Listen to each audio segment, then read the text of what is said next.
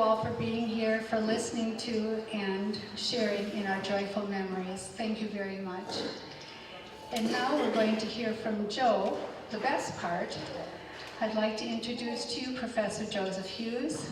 Professor Hughes is a professor of classical languages, Latin and ancient Greek, at Missouri State University in Springfield, Missouri.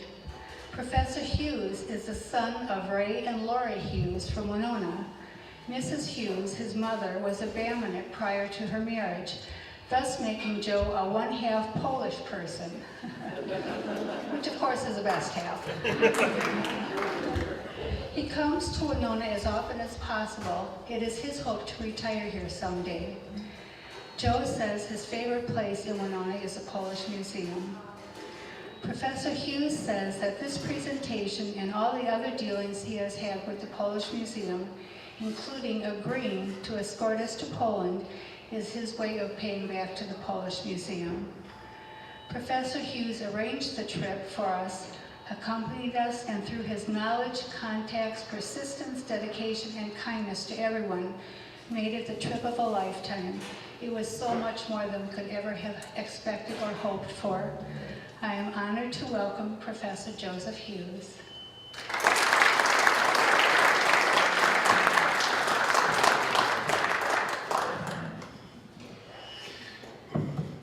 Thank you for that wonderful introduction, Sherry. And again, I need to point out that, yeah, I had something to do with making this happen. First, the history lecture. I'm going to keep it short. Kashubia, what, where, when? 5 years ago, I would have flunked this test myself. I knew I was Polish, I knew my mom was Polish, my family was Polish, I was proud to be Polish. What's this Kashubian stuff? Next, please. Okay, oh, the photo credits. I want to thank Sherry for instigating this whole thing. I want to thank Paula Colwell, Mary Drury, Chris Fenrick, Malgorzata, Mazur, Fran Luke-Nelson, and Sue Holmes for the daily summary credit that just kept all of this together. Next, I didn't know that one. There's Kashubia. It's a part of Poland. It's a part of northwestern Poland. It's not really a nation. It's not even really a region, because anywhere in this green area where Kashubians now live, you'll find Polish people who are not Kashubians. You will find Germans sometimes. You will find people who are not Kashubian. The Kashubians are a subset, an ethnicity within Poland, and it just so happens that Winona is the thickest and most tight community of Kashubians ever in the United States. Please, next. It's a place where Kashubians live. The Kashubians have their own language which Polish people cannot understand. Eddie, the white husband of our guy Malgorzata, is a Kashubian. Malgorzata doesn't understand him when he speaks Kashubian. He tells me she doesn't understand him when he speaks Polish either, but I mean, that's what happens when you're married to each other for 50 years. Kashubia has Kashubian towns, but there's still Polish people living there. Kashubia is beautiful. Kashubia has its own traditions. Parts of Kashubia look surprisingly, not so much to me like Winona, but like Trempealeau County out by Pine Creek. The Kashubia is still considered poor and backward by Poles. Unfortunately, that's the Polish problem. Next, please. They left because they were dirt poor. Starting in the late 1850s, Kashubians came out to the frontier of the United States, a boom town called Winona, Minnesota, looking for land and a way to make a living in a land of opportunities that they could never have in Prussian-dominated Poland. And I'll spare you the gory history of where they all wound up. A lot of them wound up here. A lot of them wound up around Stevens Point, Wisconsin. A lot of them wound up in Ontario. But those of us who call ourselves Polish, Winona Poles today, if you're a Winona Pole, you've got Kashubian blood in you. And if you're hanging out here having dinner with us tonight and you're not really by blood a Kashubian, you are an honorary Kashubian. They just wanted an opportunity to work hard and have a better future than they were ever going to get in their homeland. And they found it here in Winona, Minnesota. They found it in Pine Creek. Next, please. This is a map I made. You all know where Winona is. You all know where Trempealeau County is. I think we could probably move on. This was the tour as planned. It's fun to make plans. It takes a long time to make plans. I did put a certain amount of time and effort into trying to get to everybody's ancestral home village so we could go ahead and get a picture of all the graves in the cemetery. And we would hit the ground running about 8:30 in the morning, I would say. And by about 9, you know, Sherry, Fran, Paula, Janine, Mary, I mean, by 9 o'clock the schedule was just out the window. We were improvising the whole time, in the true Polish tradition. But this is what our trip should have been like, at any rate from what I had on the website. Next, please. What? I'm still wondering this. Where? When? And again, I want to thank Sue Holmes, because if it weren't for Sue, who kept a diary of where we were going, it would have been one big soggy blur. Here's where we went. Here's what we did. You know, I don't really have a connected narrative to share with you about this, but let's get after it, Sherry. Sue Holmes was Sue Milwaukee from Pine Creek, Wisconsin, if anybody knows the Milwaukees. Yeah, and she really did us all a big favor. I didn't even know she was doing this. The first 3 days, we had meet and greet. Second, you know, we woke up and breakfast buffet every day. I'll get to that in a second. I'll get to it right now. I had to make the hotel arrangements. I picked a hotel that had a good breakfast buffet. That's important. But what I learned was I didn't really need to budget time for, I had everything timed down to like 5-minute intervals. We didn't need to make a lunch break because the ladies in the group started treating the breakfast buffet like it was their own sandwich bar. Enough to make a Subway sandwich artist weep with envy. The cold cuts and the cheeses and the different breads and the different condiments. I mean, they'd be making just big bags of gourmet sandwiches, pass around the bus and eat. It was a good choice. Okay, and well, let's just go on ahead. The Mercure Star in Miasto, which is where we stayed, which is where I stay whenever I can get to Gdansk, and they have an awesome breakfast buffet. Next, please. They were so attentive that Joe loves to have his bacon for breakfast, right? And they did not have any bacon for breakfast. So I talked to the hotel staff, and wouldn't you know it, the next day and every day that he stayed there, he had bacon, a whole plate of bacon just for Joe. So Sherry took good care of me on the trip, I gotta tell you that. Joe took good care of us. Okay.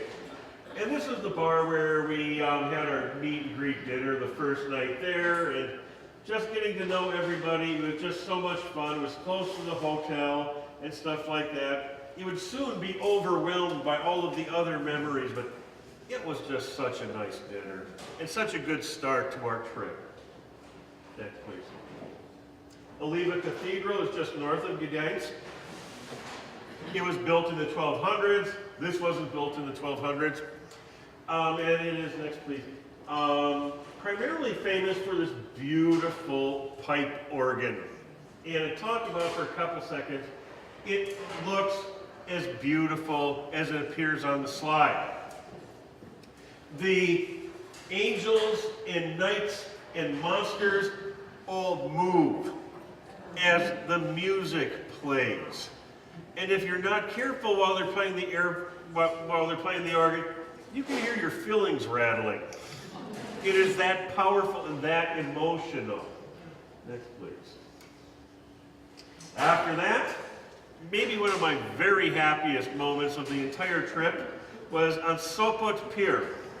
Sopot is just north of Gdansk, and it is the longest pier, contiguous pier in all of Europe, and about 3/4 of the way up is a wonderful restaurant where we all decided, called the Metropolitan, either that or something else, and we decided to have dinner there.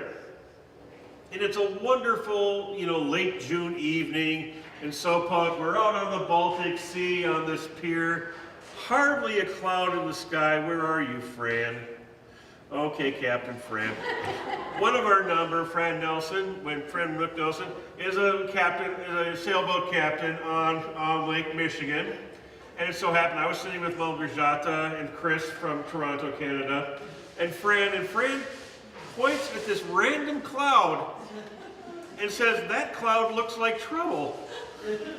And we're all just shaking our heads and saying, "Okay, Fran, you got into the sauce kind of early tonight." 15 minutes later, everybody else on the port is diving, grabbing their dinner and diving for cover. We're getting lightning and thunder and sleet and hail. We were under a tarp. We had a good stout cover. We didn't have to move. Everybody else is just like shivering and looking down at their soaked plates in the restaurant. Good call, Fran. Next one, please.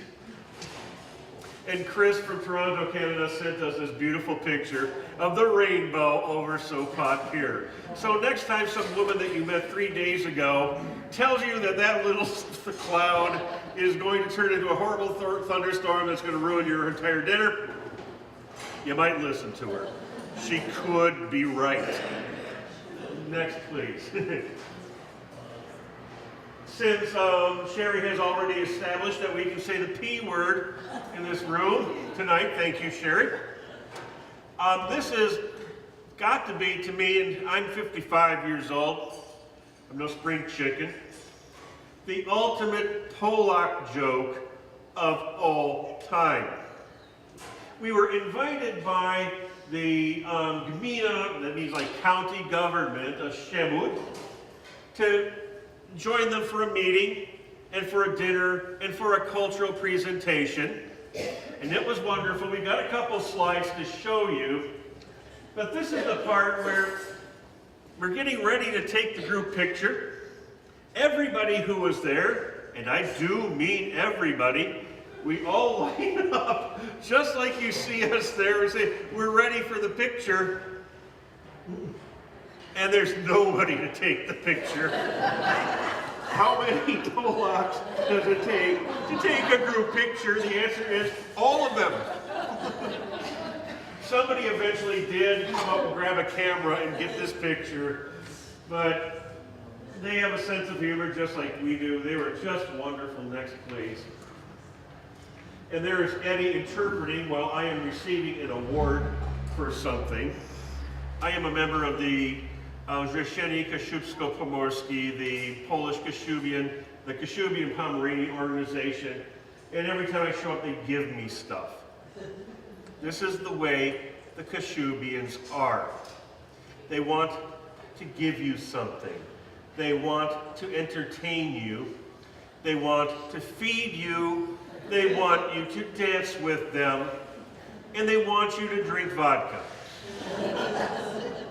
And to refuse to do any of these things is considered rather impolite. Now, if you're under the age of 18, you're probably pretty cool on the vodka.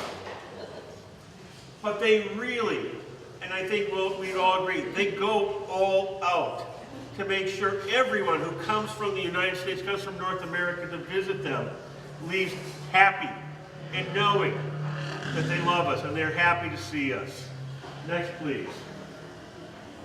These are some of the children who put on a cultural performance for them. They did a skit, they sang songs for us, they did dramatic readings in Kashubian. None of us speak any Kashubian, but you could hear the little girl with the glasses on the right did a dramatic reading, and I had no idea, well, I had some slight idea, but what she was talking about. And you could tell that she meant it, and it was all done because they had some Americans show up. This is how our friends, this is how our family members in Kashubia are. Next, please. Next was the open-air museum of Polish culture at Szymbark, including, we're going to get there in 1 second, the upside-down house that Sherry mentioned. Sherry survived the upside-down house. Father Briza tells me that he survived the upside-down house. I lasted about 10 minutes in the upside-down house. It's not for everybody. Here, Malgorzata, our guide with the camera in her hand, is talking about the Kashubian resistance against the Germans during the Second World War. This was a sort of bunker that Kashubian freedom fighters hung out in. That's part of the museum. There's the world's longest log bench. I mean, there's a wonderful restaurant. There are all sorts of cultural displays, but what everybody remembers about Szymbark is next. The upside-down house. Supposedly, the Kashubians are too German for the Polish people's liking. They are too Polish for the German people's liking. They've never got to have their own country, never gotten to be independent, like Sherry was saying in her poem. This is what it's like to be a Kashubian. You're operating in a world where everything, absolutely everything, is upside down. The roof of this building is the floor. The floor up at the top is the roof. The chairs are all attached to the floor just like they are all here today. And you have to negotiate through that. Like I said, Sherry did. Paul, I don't know, Fran, Janine, Mary. You know, to me, Janine, it was like, you know, like Saturday night without the booze. I'll take my chances on the booze. But really, our Kashubian ancestors had a really hard life. They had good reasons for coming to the United States. And I'm just grateful for the ones who stayed. Next, please. I want to give a shout out to our guide, Malgorzata. The two stars, really, of our trip is Malgorzata at left, who has been my guide since 2011 and my dear friend since 2012. She and her husband, Eddie, and their son, Kamil, are my Kashubian family. I go to see them every year in Gdansk, or I am in trouble. The gentleman on the right, to your right, is Father Wdzydze Szulist, the great Kashubian activist, priest, author, and this guy knows everybody in Kashubia. So much of what we were able to do on this trip was because Father Wdzydze made a phone call here, a visit there, pulled a string here, and Malgorzata put me into contact with him, and you know, I did something about this trip, but it never really would have been anything. We would have been lost. We would have been like kittens lost in the wood without Malgorzata and without Father Wdzydze. Next, please. July 1st, July 2nd, we had another dinner, went to a farm, and the World Kashubian Conference. Next, please. This is a photo, I think. Paula, did you get this one or did you, friend? I don't remember. Pardon? Where's the culprit? Was that your friend? Paula. I saw this picture. This is in Wiele, Poland. I thought I died and gone to Lake Winona. I don't know necessarily why the Kashubians completely came to Winona, Minnesota. But this picture that Paula took made me understand a lot better why they wanted to stay. And it was a beautiful city. We didn't stay there anywhere near long enough. Next, please. We went to Tuszkowy, which is outside of Lipush. Father Wdzydze Szulist turned us over to a bunch of elementary school teachers. This is their elementary school. The rotund guy in the forefront is me. Watching my little chicks go in and Sherry, yeah, I am counting them off. making sure that Uncle Lee showed up. And I didn't know what to expect. You know, maybe, you know, a couple hors d'oeuvres, you know, a can of Red Bull or something like that. Next, please. They stuffed us. Nobody left until they were absolutely groaning with food. That's Kathy at right, and Mary is smiling because she may see more food coming. I don't know. And there's Uncle Lee looking for a pond. He wants to go walk off in a pond again. And it was the teachers themselves who served us. Yeah, and they've prepared the meals. I mean, this was, you know, we've had a wonderful dinner catered by the steak shop tonight. The teachers did this. Their own money, their own time. We've got a bunch of people from North America showing